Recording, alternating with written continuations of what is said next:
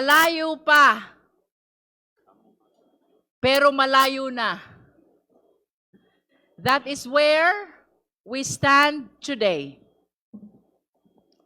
Yan po ang sitwasyon natin ngayon. We recognize that this has been a difficult and demanding process. But we also recognize how much we have already uncovered. Marami na tayong naabot sa mga nakaraang linggo. Today, we share a quiet sense of accomplishment as we recognize and honor the distance we have traveled since we first began. Saksi tayong lahat. Marami tayong pinagdaanan. Our very first hearing was on March 2, where we established sufficiency in form. Sumunod ang March 4 for sufficiency in substance. At sa puntong yon, we asked the Vice President to file her answer. And she did. At ang nakapirma, 16 na abogado, 16 lawyers. Pero ang answer na isinumite, halos 10 pages lamang. At nakatutok lang sa mga technicalities, sa mga paligoy-ligoy, bagay na ikinagulat ng marami dahil sa totoo lang, hindi naman yon ang hinahanap natin. It was an answer that really just avoided the questions. Kaya naman, noong March 18, we determined that the complaints allege sufficient grounds for impeachment. Sumunod ang hearing sa March 25, kung saan we settled the preliminary matters, most especially ang pag-issue ng mga subpoena. Then came the marathon hearings of April 14, April 22, and April 29. Doon tayo nakinig sa mga resource person natin. We heard the evidence. We examined the evidence. At sa mga araw na iyan, doon natin naramdaman ang bigat ng ating ginagawa. May mga sandaling luminaw ang mga sagot at may mga sandaling mas dumami ang mga tanong. We certainly had our ups and downs. We had our inflows and outflows of testimonies and documents. But through it all, one thing remained certain. We never went sideways. Hindi tayo naligaw. Nanatili tayong may direksyon. We move, sometimes slow, sometimes painfully, but always forward towards the truth. Sinunod natin ang konstitusyon. Hindi tayo nagmadali, hindi tayo nag-shortcut. We honored the process. Bawat hakbang, bawat salita, bawat ebidensya, hinarap natin ng buong pag-iingat at pananagutan. Sa paglalakbay na ito, napagod tayo. Sinubok ang ating pasensya, lalo na sa harap ng mga batikos mula sa labas. We saw the press conferences of the Vice President's camp. We saw the petitions filed in the Supreme Court and the complaint filed in the office of the city prosecutor. Opo, maraming hakbang ang ginawa upang pigilan ang prosesong ito. Pero sa kabila ng lahat, hindi tayo natinag. For in the end, it is not the absence of struggle that defined us, but the refusal to lose our way, the discipline to stay the course, and the clarity to never lose sight of where we are going. At noong mga nakaraang pagdinig, we have seen the evidence. Ito ang mga nakita at narinig natin. Una, ang testimonya ni Ramil Madriaga na base sa ebidensya, mas kilala sa pangalang Sir Ram. Pangalawa, ang mga misteryosong envelopes at ang mga questionableng resibo.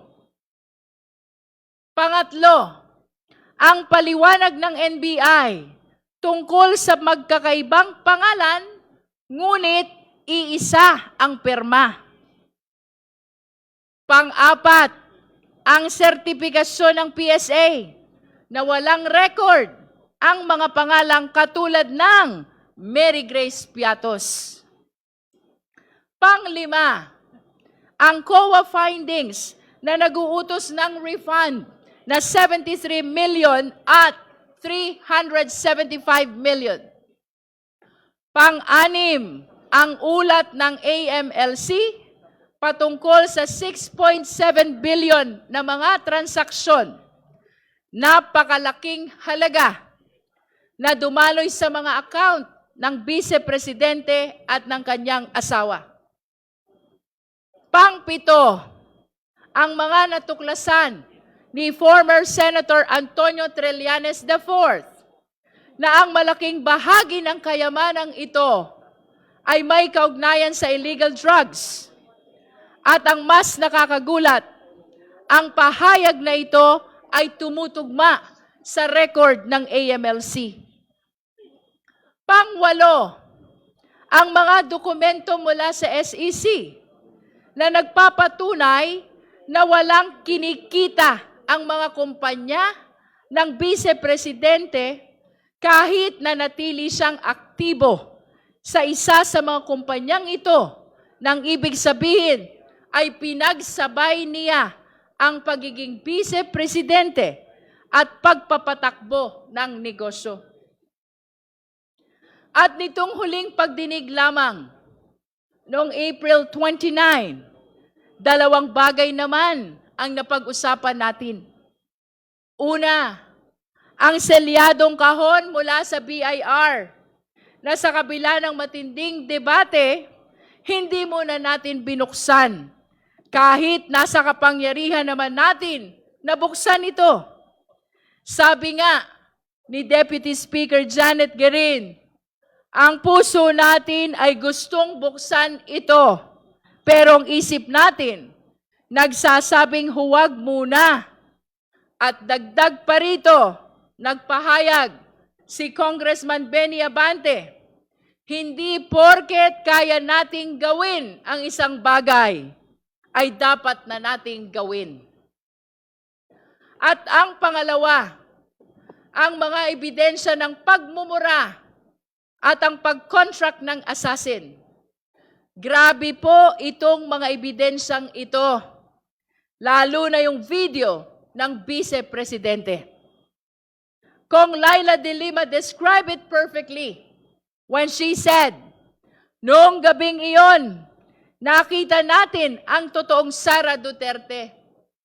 Nanlilisik ang mata, halos bumula ang bibig, at lumabas ang dugo sa tenga dahil tila ba sasabog na ang kanyang ulo sa galit. At that point, Congresswoman Janice Digamo once again shared her own painful experience. As a victim of political violence herself, pinaalala niya sa atin na ang banta ng pagpatay ay hindi biro. Ito ay seryosong panganib sa buhay ng tao. Yan po ang lahat ng natalakay natin at pinag-aralan natin lahat ito. Sinuri ang bawat anggulo, katulad ng paalala ni Congressman Brian Poe noong nakaraang pagdinig. Seryoso ang tungkulin nating ito at dapat tratuhin ito na may kaukulang respeto. At sa gitna ng lahat ng ebidensyang ito, sa kabila ng lahat ng diskusyon natin, may isang bagay na hindi nagbago.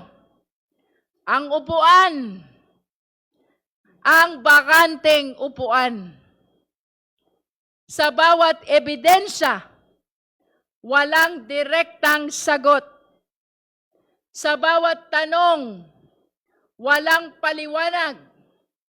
Naghintay tayo ng salaysay mula sa Vice-Presidente sa ilalim ng panunumpa. Pero ang tanging humarap sa atin ay ang tahimik, ang isang bakanteng upuan. Ngunit mapagtatanto natin na meron na pala tayong hawak na ebidensya mula mismo sa Kanya. Hindi na natin kailangang tumingin pa sa malayo.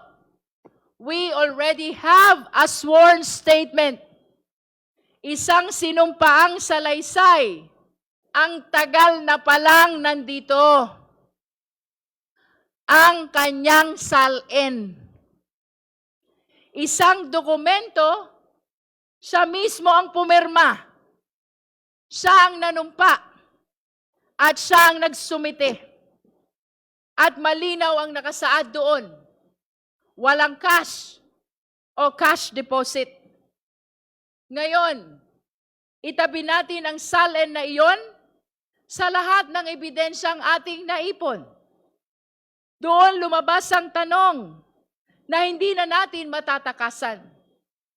Kapag ang sinumpaang dokumento ay nagsabing zero cash, pero ang official report ay nagpapakita ng bilyon-bilyong transaksyon, saan tayo maniniwala? Kaya naman, noong April 29, the Committee on Justice decided that we have seen enough. No need to extend. No need to give one more chance to someone who refuses to attend. Sabi nga ni Congressman Percy Sendanya, hindi na kailangan ng makeup class ang laging nagkakating class. By a unanimous vote, this committee found probable cause to impeach Vice President Sara Z. Duterte for culpable violation of the Constitution, bribery, graft and corruption, other high crimes, and betrayal of public trust. That brings us to today. Ngayon, May 4. Kukumpirmahin natin kung anuman ang mga nangyari noong nakaraan sa pamamagitan ng isang committee report. We are therefore here to finalize the committee report along with the attached resolution setting forth the articles of impeachment. Our task is to approve these documents and transmit everything to the plenary. This is our mandate under the rules. Tayo ang Committee on Justice. Bukod tangi ang committee ito dahil sa buong listahan ng mga komite sa Kongreso, tayo lamang ang tanging binanggit at binigyan ng partikular na mandato ng ating konstitusyon. We were given that name for a reason. Today, we hope we have lived up to that name, Committee on Justice. Para sa hustisya, sana naibigay natin ang hustisya sa mga complainant. Hustisya sa Vice Presidente sa pamamagitan ng tamang proseso. At higit sa lahat, hustisya sa sambayanang Pilipino. Sana ay panindigan natin ang pangalan ng committee natin. But more than that, I want to take a moment to acknowledge the people behind this work. Hindi biro ang pinagdaanan nating lahat, lalo na ang kapal ng mga dokumentong binasa at sinuri natin. Sa mga resource persons, salamat sa pagharap ninyo dito sa komite. To our colleagues in this committee, thank you so much. Sa ating sekretariat at sa mga staff na hindi nakikita sa kamera, pero sila ang naging pundasyon ng bawat hearing. Maraming salamat sa inyong lahat. And to the Filipino people, maraming salamat po sa inyong pagsubaybay. Ngayon, habang tinitimbang natin ang bigat ng mga susunod nating hakbang at ang mga posibleng pagsubok na haharapin natin, may isang katotohanang dapat nating alalahanin. Hindi tayo magsisimula sa wala. Ang bawat hakbang natin ay hindi na pabalik, kundi padiretso sa katotohanan. Malayo pa, pero malayo na. Mahaba pa po ang tatahakin nating landas patungong plenaryo at patungong Senado. Ngunit hindi na tayo nangangapa. Marami na tayong naungkat. Marami na tayong naisiwalat at hindi natin hahayaang masayang ang lahat ng ito. Kailangang ituloy ang proseso because this is what justice demands. Because only then can we truly achieve accountability. Kapag may public official na nagkaroon ng seryosong paratang, huwag nating baliwalain, huwag nating palampasin. Kapag may kailangang ipaliwanag, huwag tayong titigil hanggat lumabas ang katotohanan. Let us pursue this to its logical conclusion. Otherwise, the cycle of impunity will only repeat. Because we owe it to the next generation of Filipinos to show them that no one, no matter how powerful, no matter the title, is above the law. Huwag nating hayaang masanay ang ating bansa sa kultura ng pagkalimot. Because if we let up now, we fail the very Constitution we swore to protect. Let us therefore move forward with heavy hearts but clear minds. If the Vice President is guilty, let the truth convict her. If she is innocent, let the process clear her. But let it be done through the light of justice, not the shadows of silence. Ituloy na natin ang huling hakbang ng yugtong ito para sa katotohanan, para sa sambayanang Pilipino. Esteemed colleagues, beloved countrymen, malayo pa, pero kahit papaano, sa totoo lang, malayo na. Maraming salamat po. At this juncture, may we direct the committee secretary to manifest to the committee whether the committee report, the attached resolution, as well as the articles of impeachment have been sent to the members of the Justice Committee, the respondent Vice President, as well as the complainant. Comsec?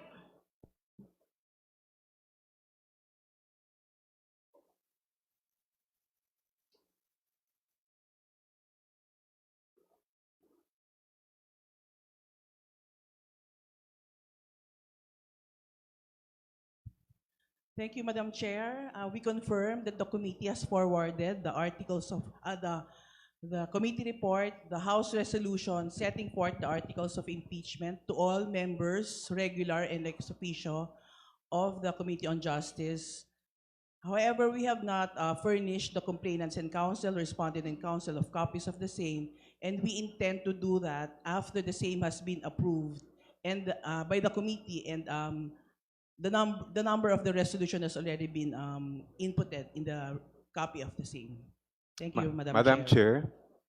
Madam Chair, The Honorable Chel Jokno is recognized. before we proceed to the consideration of the report and draft resolution, may I be allowed to make a brief manifestation? This is all in conjunction with the Chair's opening statement. You may proceed, Honorable Jokno. Thank you, Madam Chair. Sa panahon ngayon na maraming tayong kinakaharap na problema, sobrang pagtaas ng presyo ng bilihin, itong mababang pasahod at yung krisis sa Middle East, marami pa rin nagtatanong o meron pa rin nagtatanong kung bakit ba itong impeachment na ito?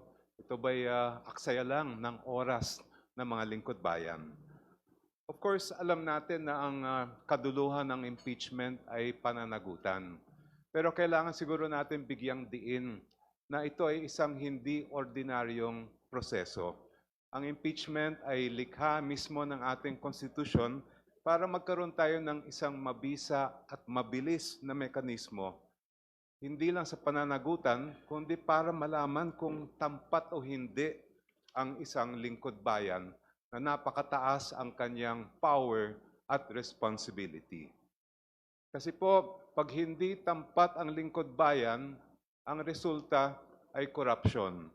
Ang bawat pisong nawawala sa korupsyon na napupunta sa bulsa ng isang opisyal ay pisong ninanakaw sa pinahirapang pera ng ating mga taxpayers.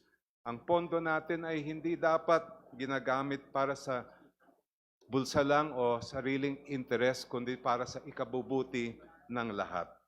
Deserve ng ating mamamayan ang mga leader na magpapatibay sa ating mga institusyon, hindi lang yung mga magpapabagsak nito o magkapapakorap ng pera ng bayan.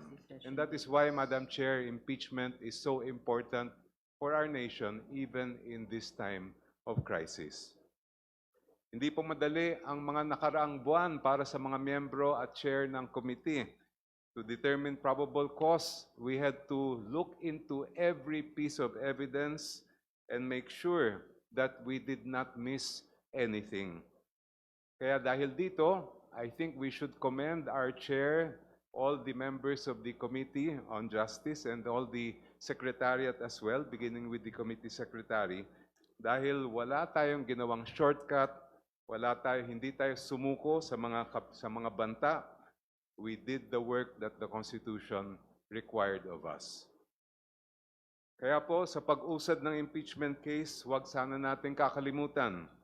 We are doing this para ito sa mga pamilyang nagtitiis sa presyo ng bilihin habang nilulustay ang pera ng bayan. Sa mga manggagawa, mga magsasaka, at mangingisda na talagang nagkakanda kuba na sa kahirapan pang-araw-araw sa kabila nitong nakikita nating korupsyon. At lalong-lalo na para sa mga kabataan natin na nangangarap ng isang magandang kinabukasan at naghahanap ng hustisya at pananagutan. Maraming salamat po, Madam Chair. All the manifestations of the Honorable Jokno are noted by the committee.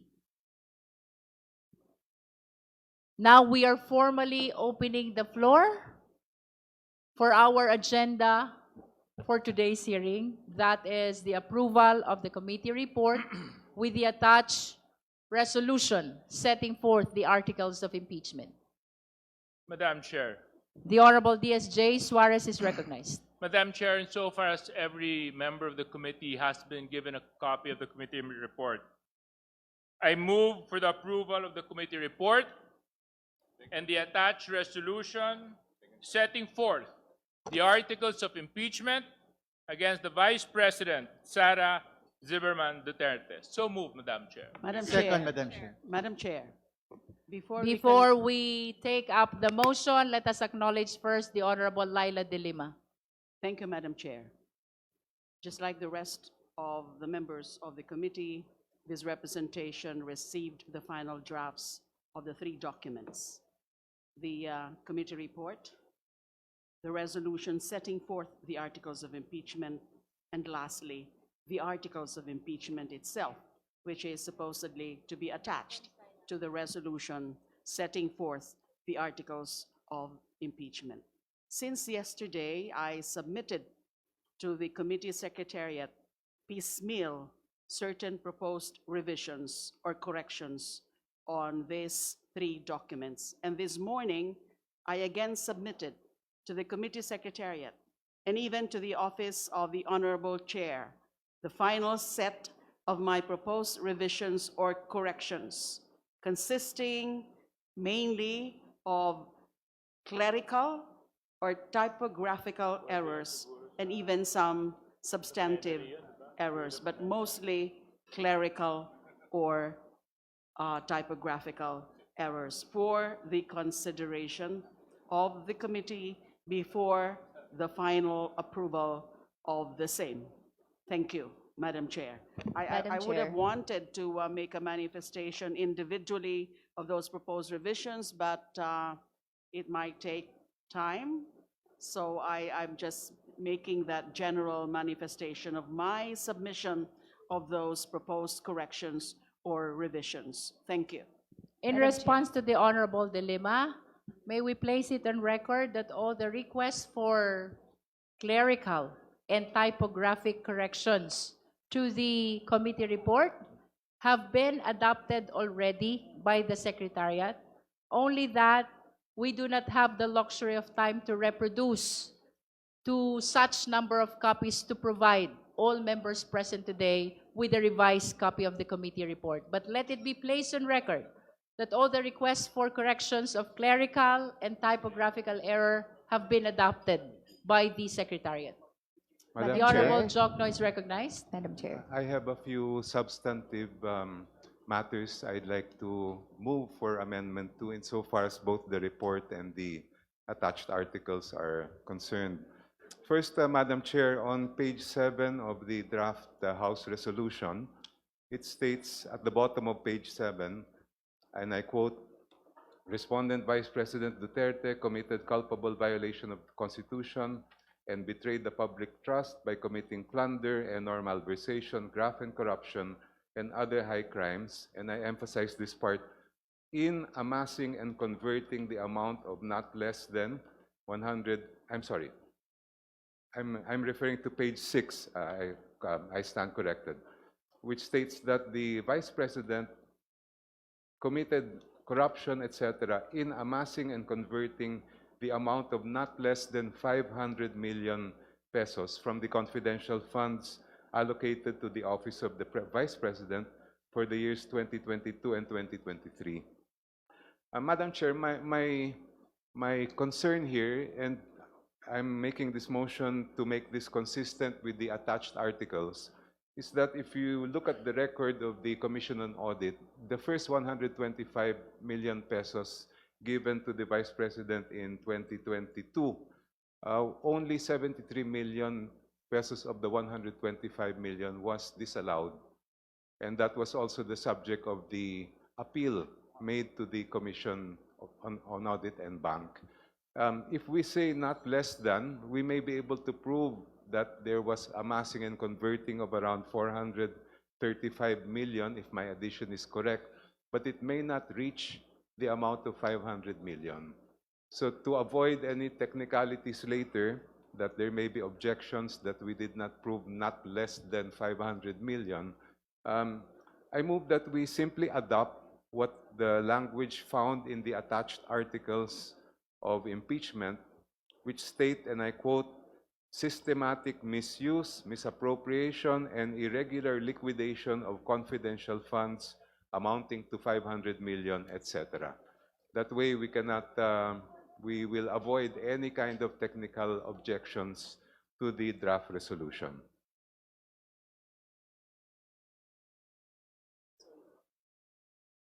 I so move, Madam Chair. Second. There is a motion to adopt the change of language in the articles of impeachment as cited by the Honorable Jokno. The same has been seconded. Is there any objection? Madam Chair, point of order. There was a pending motion, and then now there's another motion. Should we first withdraw the first motion, then proceed with the other? Madam Chair, insofar as I was the one that moved for the first motion, I therefore, that we consider first the proposed amendment before we act on my earlier motion. For the record, the earlier motion for the approval of the committee report with the attached resolution setting for the articles of impeachment has been withdrawn. Now let us take up the motion of the Honorable Jokno. There is a motion for the change of language in the articles of impeachment Point of information, Madam Chair. in the committee report so as to make it consistent to the documents of the Commission on Audit. I'm sorry, Madam Chair. So as to make it consistent with the attached articles of impeachment. With the attached articles of impeachment. The same has been seconded. Is there any objection? Hearing none, the motion is granted. The Honorable Ko is recognized. Madam Chair, I'm sorry, just one more, if I may.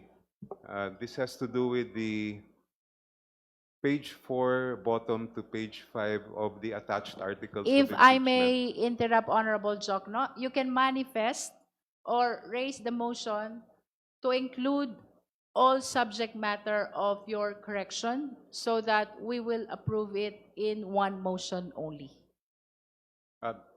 If I may, Madam Chair, this pertains to another matter contained in the articles itself that are attached to the House resolution that we are to approve Okay, this morning. please proceed, Honorable Jokno. Very briefly only, paragraph, at the bottom of paragraph 5 of the articles of impeachment, it states, the foregoing scheme is amply established by documentary records, etc., including the following. And at the top of page 5, it states, letter A, records of hearings before the House of Representatives Committee on Good Government and Public Accountability bear multiple sworn testimonies attesting to irregularities in the handling of confidential funds. Witnesses testified, among others, that special disbursing officers merely release funds upon instruction without knowledge of their ultimate use, that officials were made to sign liquidation reports without being shown supporting documents, and that the alleged beneficiaries of certain expenditures categorically denied receiving any funds. If I may, Madam Chair, if we go back to the records of the testimonies taken before the Committee on Good Government and Public Accountability, it was admitted by no less than the Special Disbursing Officer of the OVP, Ms. Gina F. Acosta, that on December 20, 2022, she turned over 125 million pesos in cash in confidential funds in 4 duffel bags to Colonel La Chica, who is not in the regular or proper chain of disbursement.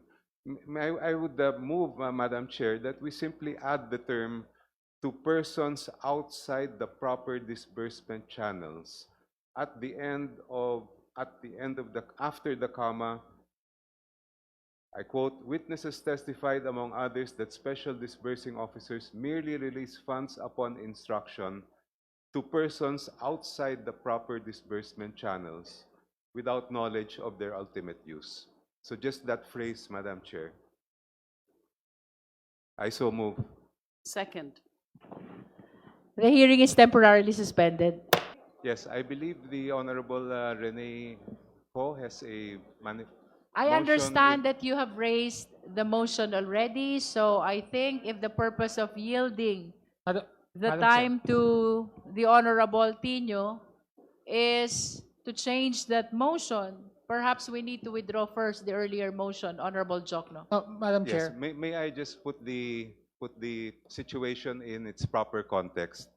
The paragraph found in page 6 of the House resolution states, and I quote, "Respondent Vice President Duterte committed the foregoing impeachable offenses." That part seems to it states that there was a finding that the committee made that offenses were committed. And then, but it continues through the following acts as alleged in the Saballa et al. Complaint. When the session was suspended, it was pointed out to me that the text appearing below this paragraph simply reproduced what was alleged in the Saballa complaint. So it now appears, Madam Chair, that the real problem lies in the sentence contained in the beginning of that paragraph.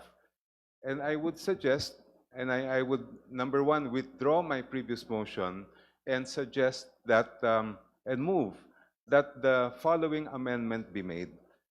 Instead of saying Respondent Vice President Duterte committed the foregoing impeachable offenses through the following acts as alleged in the Saballa complaint, to make it clear, I move that we substitute that with the following: that the Saballa et al. Complaint alleged that Respondent Vice President Duterte committed the foregoing impeachable offenses. That way, we do not have any more to change what is found in the succeeding paragraph below. Yung pong kanina pinag-usapan natin, amass and convert, we can retain that and just simply amend the first paragraph that I just mentioned. Thank you, Madam May I Chair. request the Honorable Jokno to kindly withdraw first the earlier motion? I respectfully withdraw the earlier motion to amend that portion stating amassing and converting. And I now move, Madam Chair, that we amend the earlier paragraph. I will read it as written in the resolution. Respondent Vice President Duterte committed the foregoing impeachable offenses through the following acts as alleged in the Saballa et al. Complaint. I move that that sentence be amended as follows. The Saballa et al. Complaint alleged that Respondent Vice President Duterte committed the foregoing impeachable offenses through the following acts, colon. Second, Madam Chair. Second. Parliamentary inquiry. Parliamentary status. There is a withdrawal of the earlier motion, that is the replacement of the word amass. The same has been withdrawn.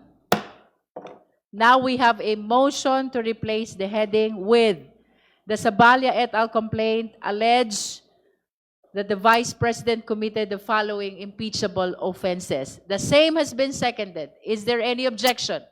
Hearing none, the motion is approved. Any other concern from the members? The Honorable Madam Laila de Chair. Lima. Thank you, Madam Chair. Earlier, what I manifested and pointed out are certain clerical or typographical errors and even some minor revisions as to matter of style. And it was also announced by the Honorable Chair that all of those proposed revisions or amendments that I made, that I submitted to the Committee Secretariat and the Office of the Chair this morning were already adopted. I detected also a substantive matter, Madam Chair.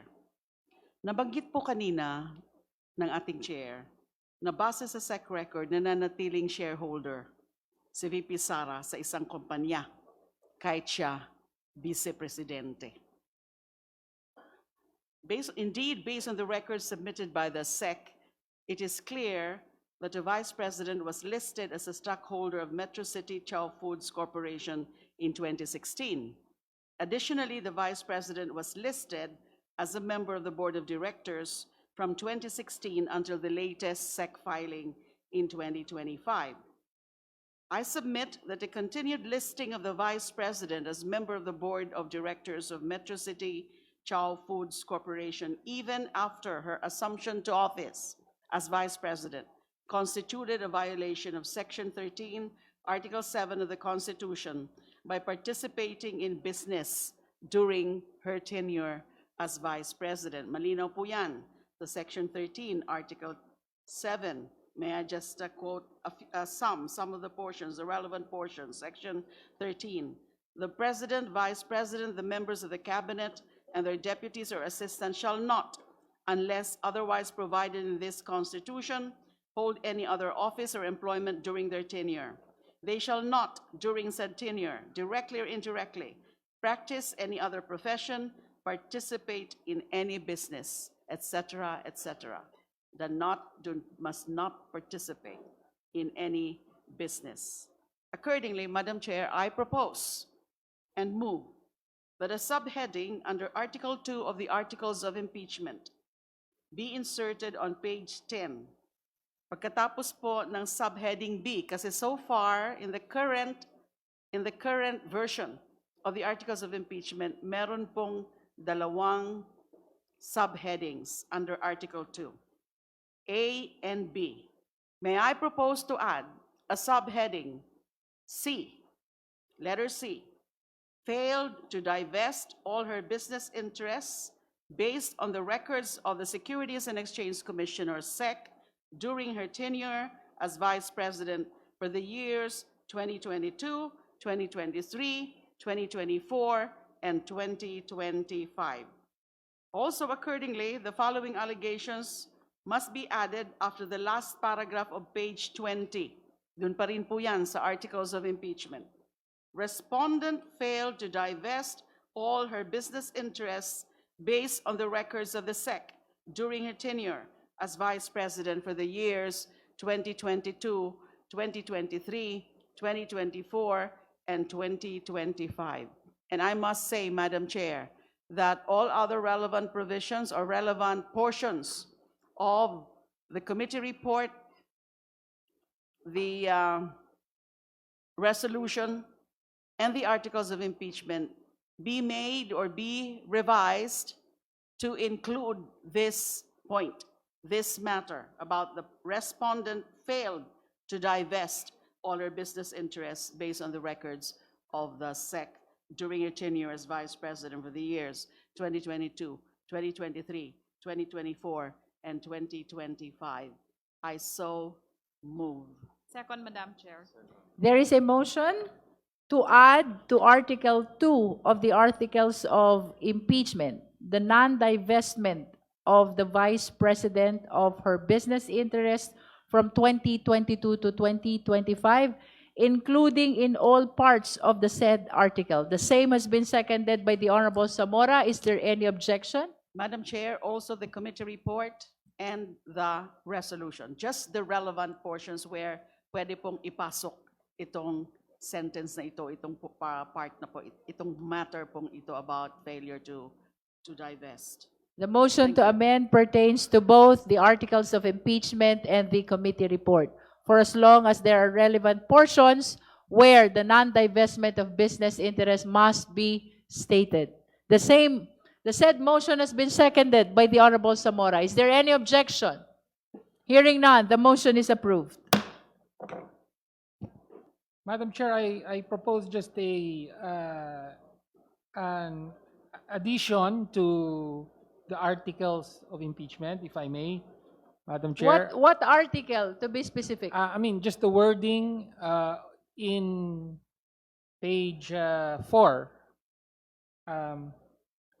This is regarding the confidential funds, where it says, witnesses testified, among others, that special disbursing officers merely released funds upon instruction. I just propose that we add upon instruction of the respondent. Para malinaw po, kasi yun ang pinaka-importanting detalye dyan.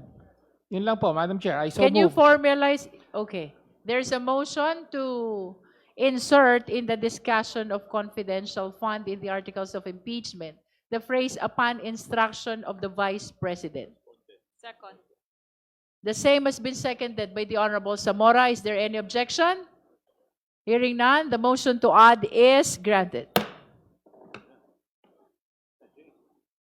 Madam Chair, The Honorable DSJ Suarez. insofar as we have acted on all the proposed amendments of our colleagues, again, I move for the approval of the committee report, the attached resolution setting forth the articles of impeachment against the Vice President Sara Z. Duterte as amended. So moved, Madam Chair. Second, Madam Chair. There is a motion to approve the committee report with the attached resolution setting forth the articles of impeachment against the Vice President as amended. The same has been seconded. Is there any Madam Chair, objection? Madam Chair, just a bit of an amendment to the motion. What's the pleasure of the Honorable De Lima? Can we add with the attached articles of impeachment? We Because are the- following the wordings of the rules of impeachment, Yes, which the says attached, setting forth the the articles of articles of impeachment. impeachment. So no need to specify with the attached. I don't articles think of it is impeachment. needed. Thank you. We're following verbatim what is provided in the rules of impeachment. Is there any objection? Hearing none, then it means that this is unanimously approved. But again, for purposes of accuracy of the record, may I request the justice members present to raise their hand to show support in the approval of the committee report, the attached resolution setting forth the articles of impeachment as amended. Please raise your right hand.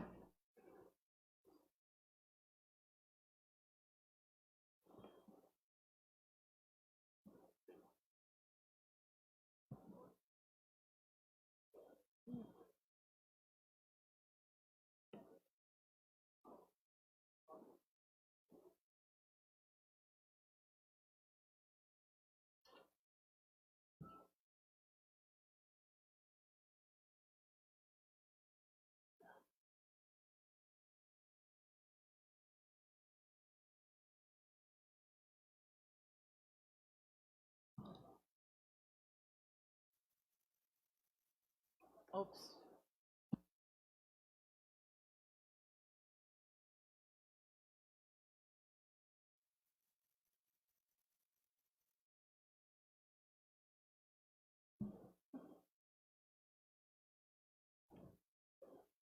You may put down your hands.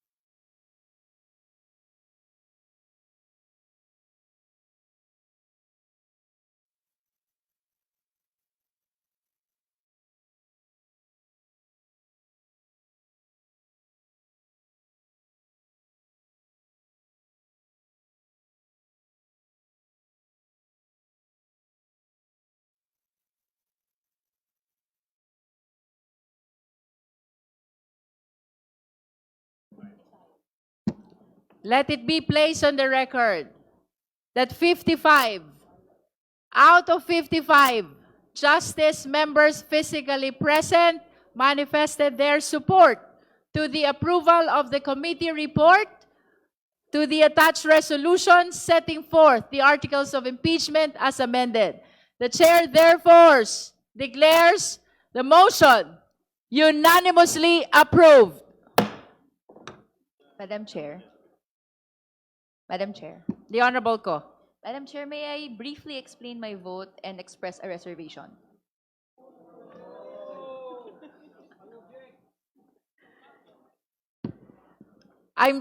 Like how many minutes will it take? Maybe two. 2 minutes. Okay, you may proceed. Thank you, Madam Chair. Madam Chair, over the weekend, as the articles of impeachment and the report is also being finalized, this representation sent over comments on substantive matters to specifically on the wordings of political destabilization. So while this representation is gladdened to have some of its comments taken in consideration in the final complaint, at the end of it, I'd just like to express on the floor my reservation in the use of the words political destabilization in the subheadings, treating it as a crime in the same vein as grave threats or inciting to sedition.